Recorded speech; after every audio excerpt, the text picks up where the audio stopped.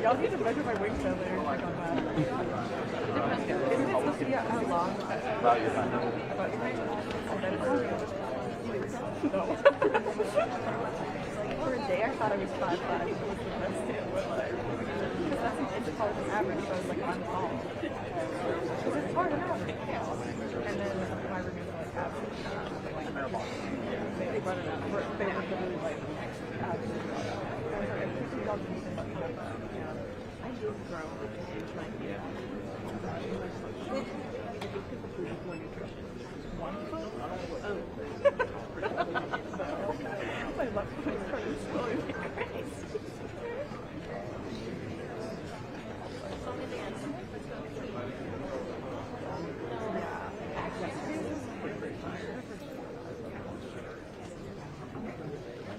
What a good-looking crowd there is out there. Give yourself a round of applause. Get your hand.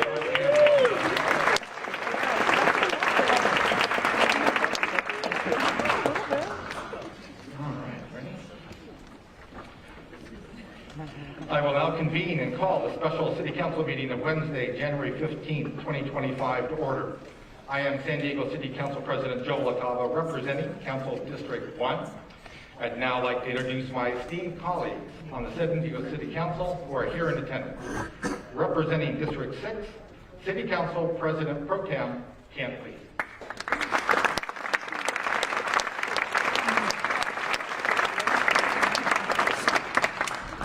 Representing District 2, the Honorable Councilmember Jennifer Campbell.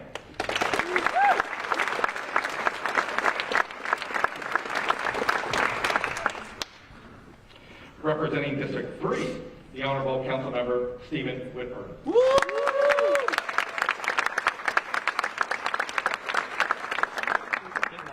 Representing District 4, the Honorable Councilmember Henry Foster III.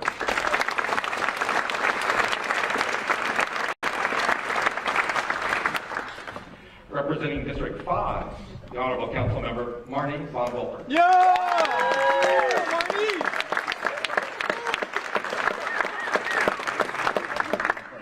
Representing District 7, the Honorable Councilmember Raul Campillo.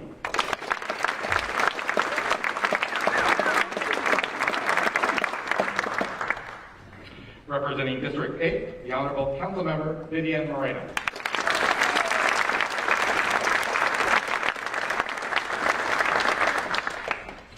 And representing District 9, the Honorable Councilmember Sean Elo Rivera.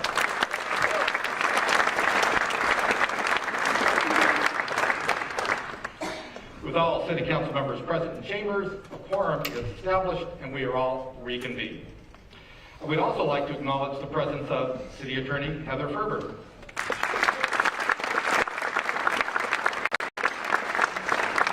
Chief Operating Officer Eric Dargan. Independent Budget Analyst Charles Monica. Our Independent City Auditor Andy Hanau. And the person who makes this all work, our City Clerk, Deanna Fuentes.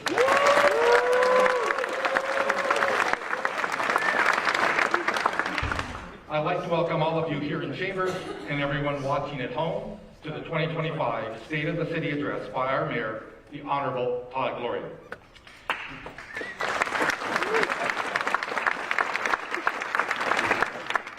We have a number of elected officials and former elected officials with us today, as well as representatives of our federal, state, and local elected officials. Can we please give them a warm welcome and a round of applause?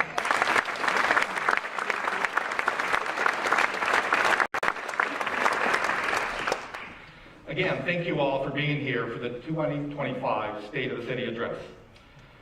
Pursuant to Article 15, Section 265-14C of the City Charter, today's address shall serve as the communication by message to the City Council of the conditions and affairs of the city, and make recommendations on such matters as deemed expedient and proper.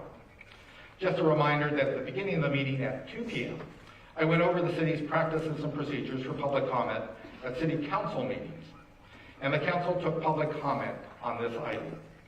We have these practices and procedures to protect the rights of speakers who wish to address the council and to allow the city to conduct the public's business.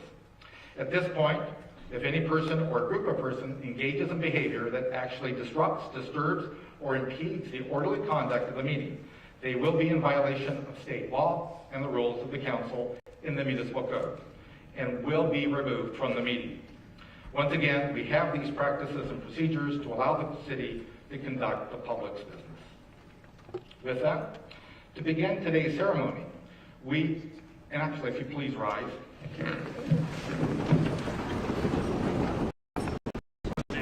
To begin today's ceremony, we respectfully acknowledge that we are in Native American land.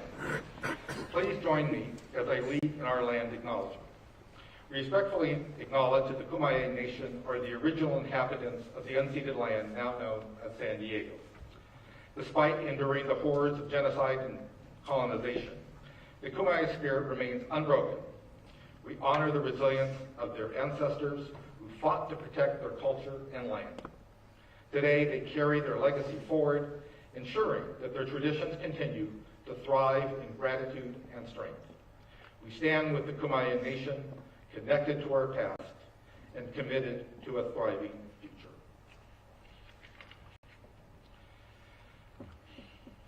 To provide today's invocation is Mr. Terry Brooks, the chaplain of the San Diego Fire Rescue Department and lead pastor of Bayview Church.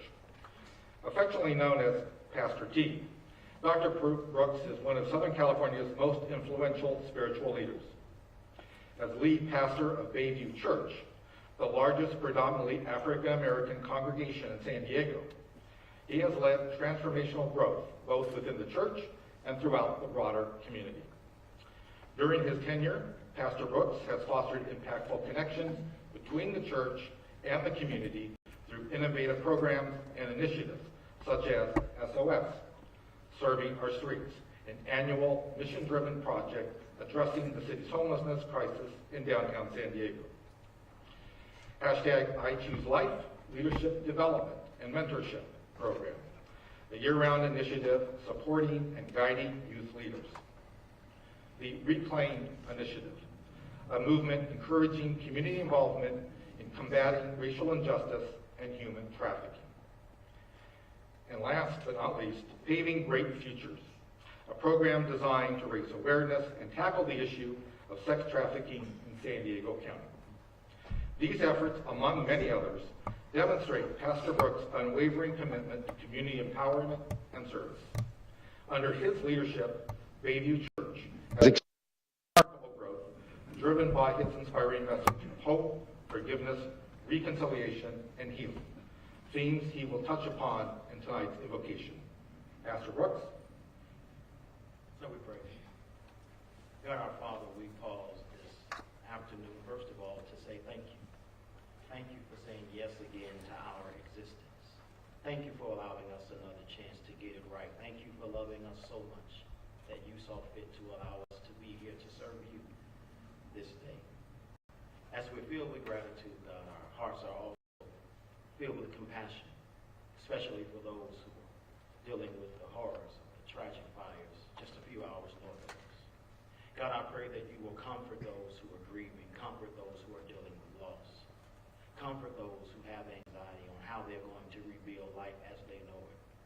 God, protect our firefighters and law enforcement as they try to put the fires out and to keep order in a place where panic seems to be the norm. God, thank you for all of those who serve us publicly and protect our rights and freedoms, and I pray that you be a hedge around them. Thank you for the men and women who fill this room today so that we can hear the direction our great city is going in. God, I ask that you would keep your hands on our honorable mayor, those who work closely with him as he leads this city filled with your people to the destiny you would have for us. Keep his mind and his heart always on his mind that the earth is still the Lord's and the fullness thereof, the people and they that dwell therein. I pray that what goes on in this room today makes you smile and brings you joy. We pray this prayer in your name. Amen. Thank you, Pastor. Please remain standing if you're able. San Diego is proud to be one of the safest big cities in the country, and that is thanks to our brave public safety professionals, including the San Diego Police Department. Here today to present the colors is the SDPD Honor Guard.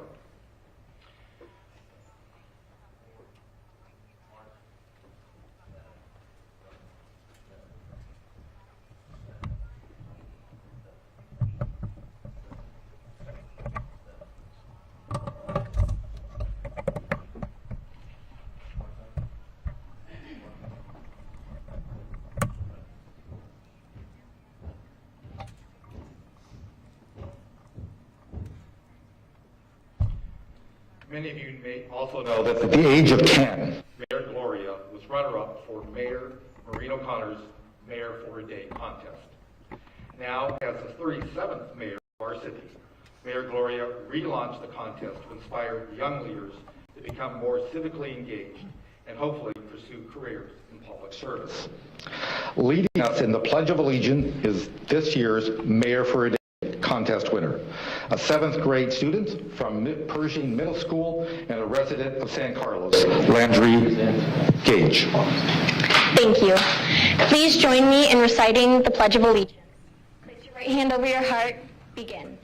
I pledge allegiance to the flag of the United States of America and to the republic for which it stands, one nation, under God, indivisible, with liberty and justice for all. Thank you.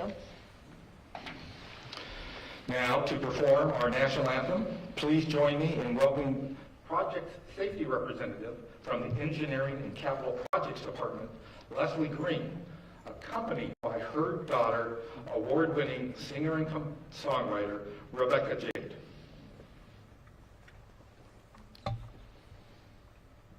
Oh, say, can you see by the dawn's early light what so proudly we hailed at the twilight's last gleaming, whose broad stripes and bright stars through the perilous fight o'er the ramparts we watched were so gallantly streaming, and the rocket's red glare, the bombs bursting in air, gave proof through the night that our flag was still there.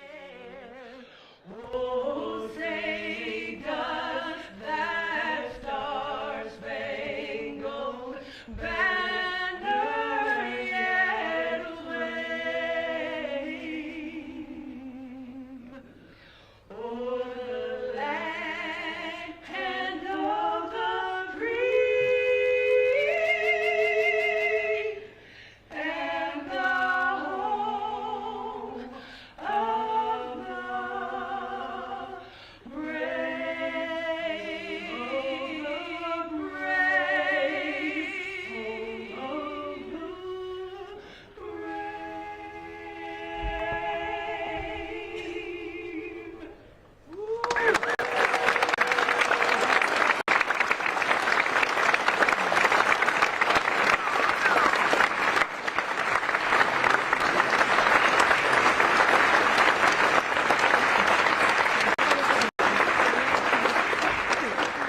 Thank you to everyone who took part in today's program. Honor Guard, please retire the colors.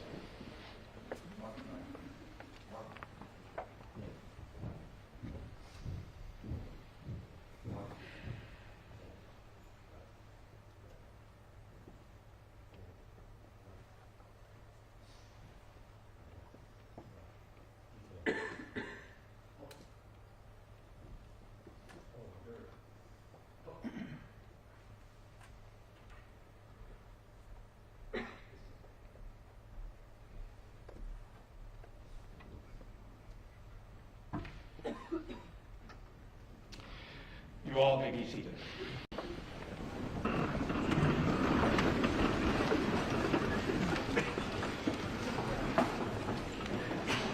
It is now my tremendous honor to introduce the 37th Mayor of the City of San Diego, the Honorable Todd Gloria, to provide today's State of the City address. Mayor Gloria.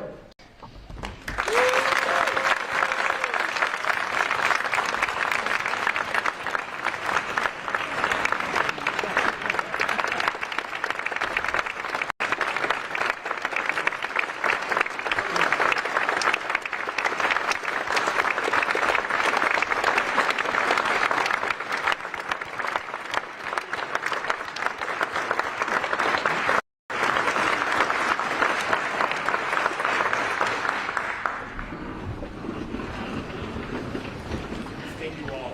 Good afternoon.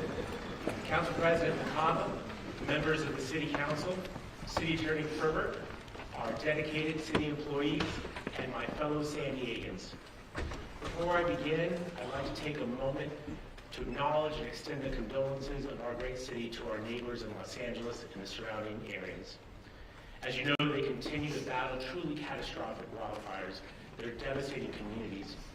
And I want to express our city's profound gratitude to all the firefighters and emergency personnel from around the world, including our very own San Diego Fire Rescue crews, who are putting their lives on the line to protect communities. LA, we are with you, we are rooting for you, and please stay safe. My fellow San Diegans, it is an honor to come before you today to deliver my 5th State of the City address as the 37th mayor of our great city.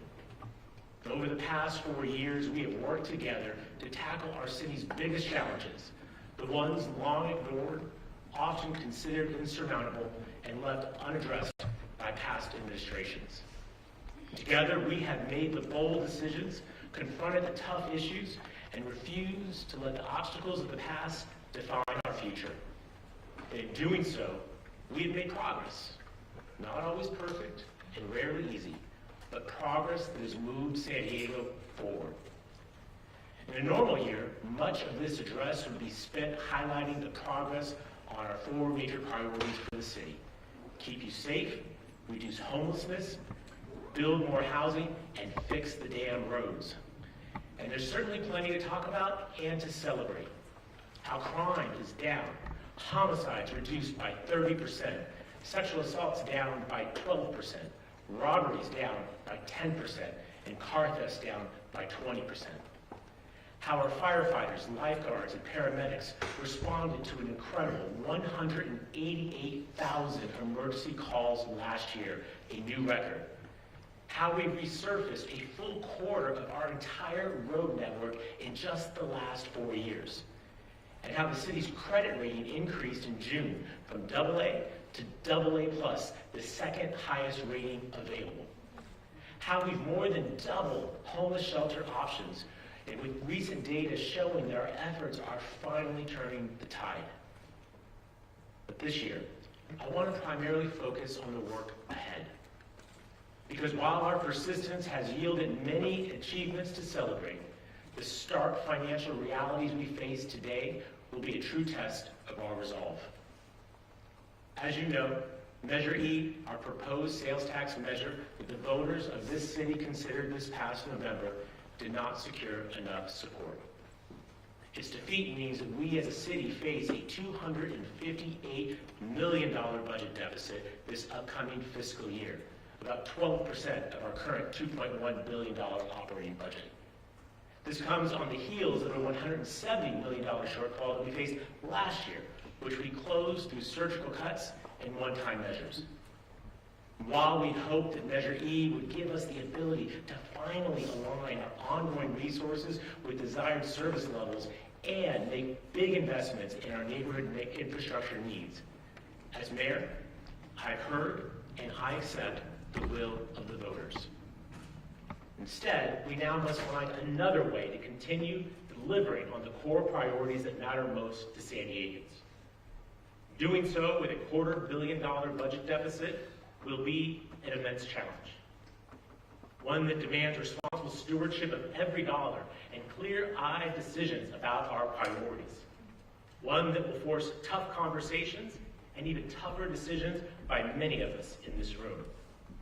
And that's why today I chose to speak to you not from a stage in a grand theater, but in council chambers right here in San Diego City Hall.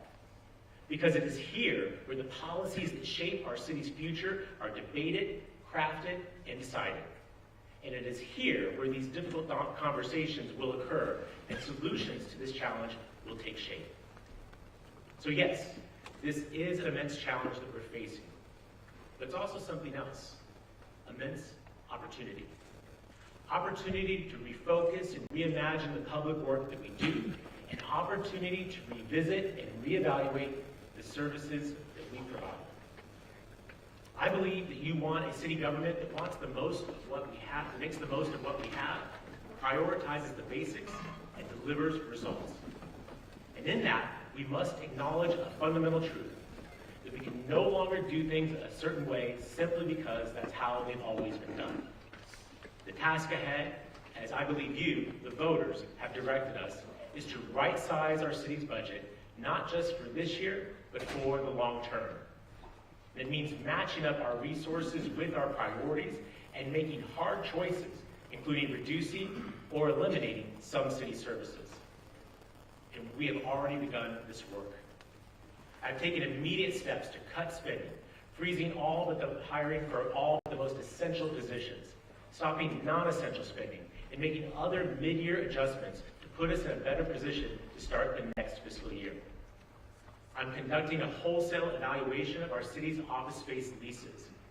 Where it's cost beneficial, we will terminate or renegotiate leases and consolidate space to use square footage more efficiently and save taxpayers money. I've also directed city department directors to craft their budgets for next year, not by simply tweaking last year's budget, but totally rethinking their operations to preserve the highest level of service possible within a smaller resource allocation. This approach is really no different from what you would do if your family was facing tough times. We adjust, we get creative, and we make the most of what we have. And I have faith in our city employees to rise to the occasion. Because time and again, they have demonstrated the ability to tackle complex challenges with creativity and with determination. Take housing, for example. A crisis decades in the making that not only threatens our city's economy, but also the very fabric of our community. It has caused many to wonder whether they have a future here. Families have felt pushed out, children are growing up hundreds of miles away from their grandparents, employers are struggling to attract and to retain the talent they need to be successful. If we are going to be a truly great city that all of us can live in, then we have to continue to build more housing. Period, point blank, full stop.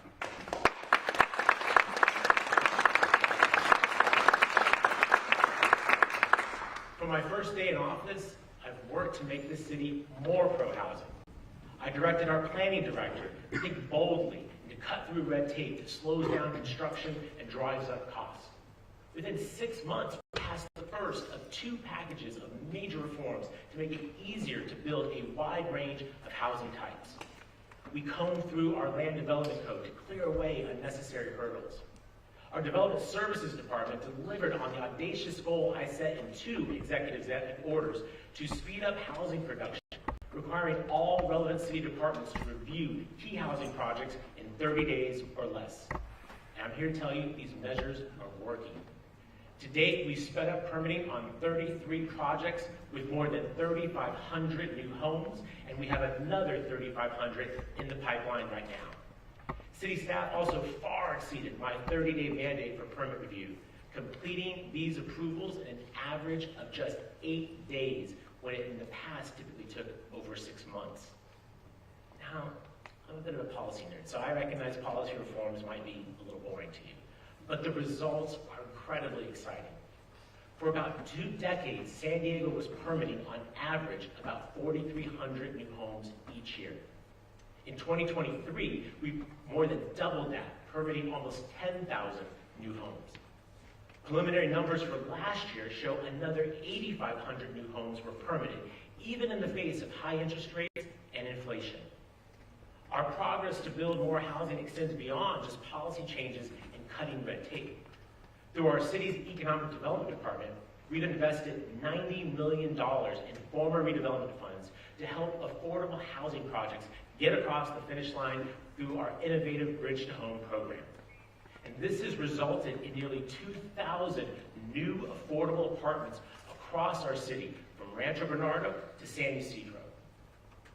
And through the state of California's Home Key program, last year we partnered with the San Diego Housing Commission to convert an extended stay hotel into 160 homes for people experiencing homelessness. Today, our Home Key portfolio now includes 6 projects with over 600 homes. With all of this, my attention this year will turn to new housing opportunities for our city's working and middle class, for families with children, as well as those looking to potentially downsize. In the coming months, I intend to announce a new program to incentivize the construction of new starter homes, like row homes, townhomes, and condos, homes that can bring first-time home ownership opportunities for San Diegans to create generational wealth for themselves and for their children. Now, this multi-departmental, all-hands-on-deck approach to our housing crisis that I just described is one example of this dedication to improving the lives of San Diegans that I see every day coming from our city workforce. And the city of San Diego can do hard things. In 2025, we are going to add conquering our structural budget deficit once and for all to our list of accomplishments. Having taken office as a city council member at the start of the Great Recession, I know a thing or two about balancing budgets during tough times. However, this time, we cannot seek one-time measures that will only serve to prolong our pain for several years to come. It is my expectation that we handle the structural deficit this year. No gimmicks, no Hail Mary passes, no cavalry is coming to save us. We cannot wait yet for another revenue measure that might fail, and we certainly can't count on assistance from the federal government, which under the incoming administration is far more likely to burden us than to help us. Steep cuts will be necessary. But I also want to be clear that I'm not interested in just slashing our way to a balanced budget.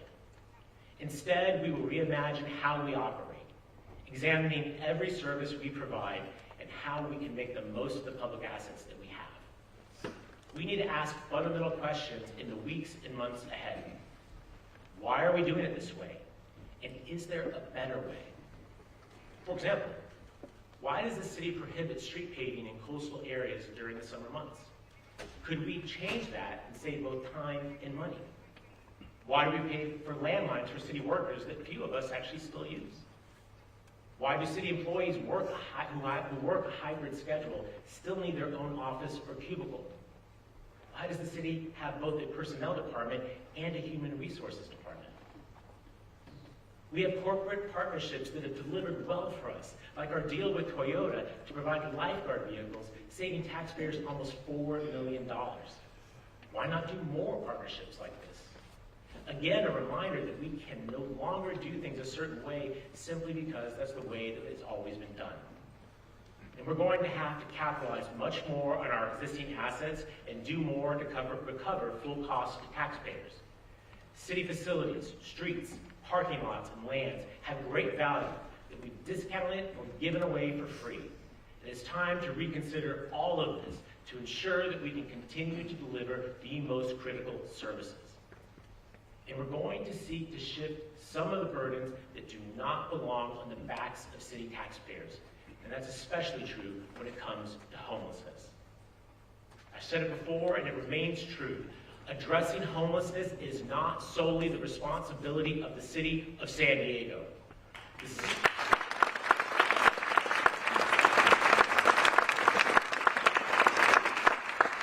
city of San Diego cannot continue to shoulder the response to this region's homelessness crisis alone. Over the past 4 years, we have done the work to build up a homeless response ecosystem to get people off the streets, connected to care, and on a path to housing. Our city-funded outreach, shelter, and family reunification programs have served more than 25,000 people and successfully placed nearly 4,700 of them into housing. Along with these efforts comes the imperative to enforce our laws against unsafe and unsanitary encampments.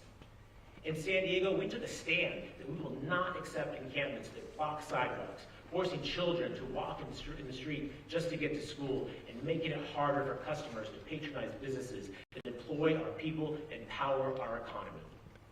Our unsafe camping ordinance is successfully reducing encampments in heavily impacted areas without widespread arrests. But simply, it is working.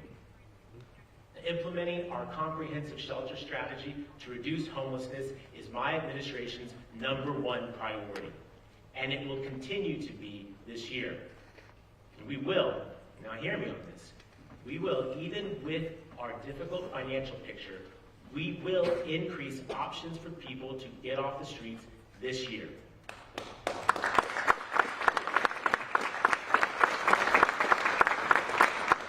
We will open a new safe parking site at H-Bears, as well as other new shelter facilities. Because there are people who are still suffering out on our streets and sidewalks and canyons each and every night, and they need our help. So whether you're a community member or a member of this city council, understand that we are going to do more.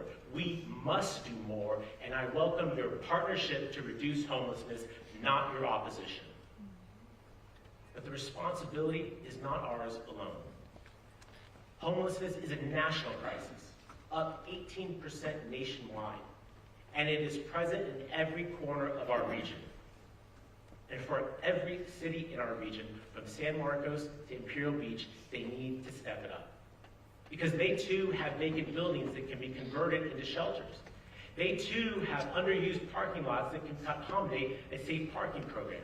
They too have land where they can create a safe sleeping program. And they too can choose to build more housing. It's long past time for all cities in this county to do their part and not simply rely on you, the taxpayers of this city, to continue to foot the bill.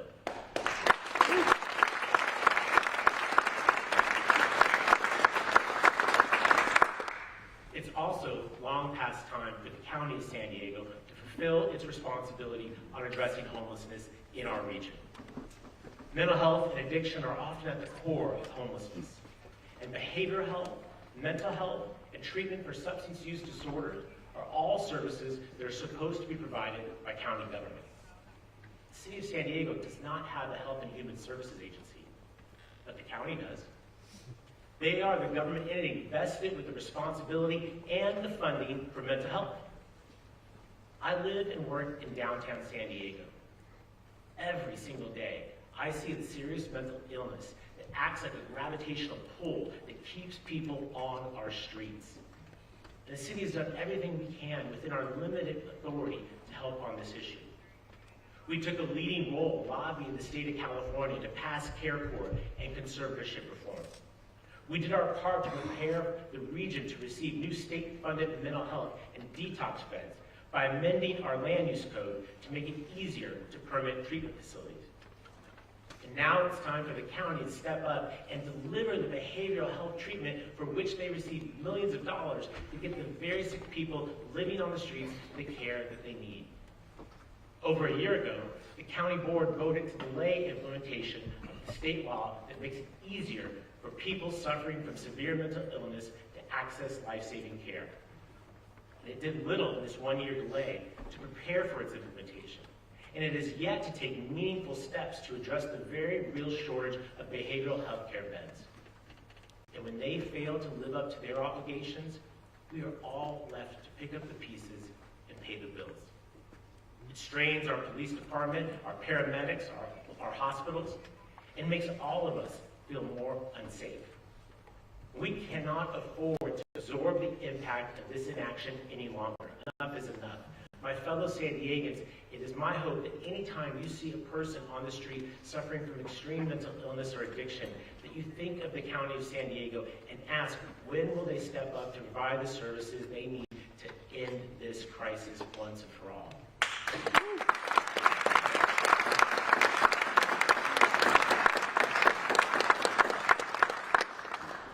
There's another entity that also needs to follow through on their role to address the homeless crisis.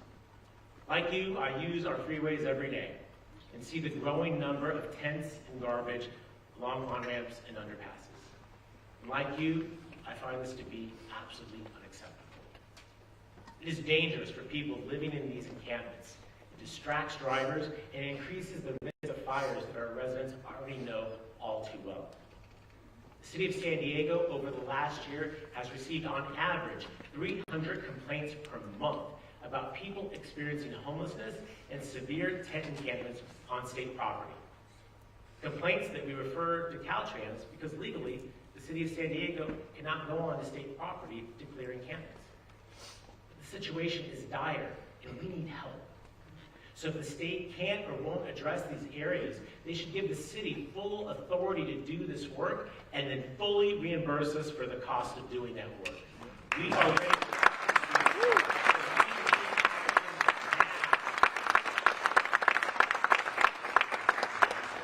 My friends, I'm so passionate about this because it affects the bottom line of our city. Every dollar the city spends in responding to the lack of action from other cities, the county, or the state are dollars not being spent fixing your roads, upgrading our stormwater systems, or supporting public safety. Now, even as we face these frustrations and these challenges, I want to take a moment to reflect on what history has taught us. Some of you may know I'm a bit of a history student myself. I was that kid that would watch C-SPAN rather than Saturday morning cartoons, who majored in history at the University of San Diego. And what I know is that history shows us that in times of great adversity, there is also great opportunity. I'm reminded that in the 1990s, our region faced an economic crisis with the contraction of the defense and aerospace industries, the backbone of our economy at that time, leading to widespread job losses and threatening our city's future. But unlike so many other once thriving American cities that were pulled under by a struggling industry, San Diego chose a different path. We redeployed our resources, our talent, innovation, and expertise, and transformed our economy into one that was more diverse, more sustainable, and more resilient. That wasn't by accident. It was by design.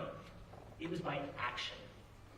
We leveraged our world-class universities to become a global leader in life sciences, wireless technology, clean tech, and other innovation industries.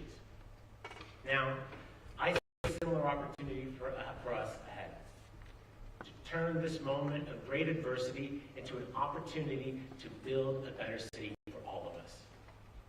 I'm also reminded of my own story. Growing up here as a native San Diegan, in a family that was not well off, but always found a way to scrape together just enough to keep moving forward. Who worked hard to improve our circumstances and allowed this nerdy brown gay kid from Claremont the opportunity to earn the honor to sit in this room as a city council member, as council president, as a budget committee chair, and now as your mayor. And that's why I refuse to be pessimistic about our future. We are a city of innovators, of dreamers, and of doers. San Diego's story has always been one of resilience, determination, and reinvention. So this is not the time for retreat. This is not the time for us to slow down. It's time for us to double down. And as your mayor, I will use every day of the next 4 years to double down on the priorities that I know matter the most to you and have been the pillars of my administration. Keep you safe, reduce homelessness, build more housing, and fix the damn roads and storm channels. San Diego, I'm here to tell you that no matter what, no matter the obstacles ahead, we are moving forward. Forward with courage and vision, forward to our challenges, turning our challenges into opportunity, forward to build on our progress, forward to be stronger, more resilient, and more responsive to you. This is our moment to rise, to lead, and to show that even in the face of great difficulty, our great city will always move forward. Thank you, San Diego.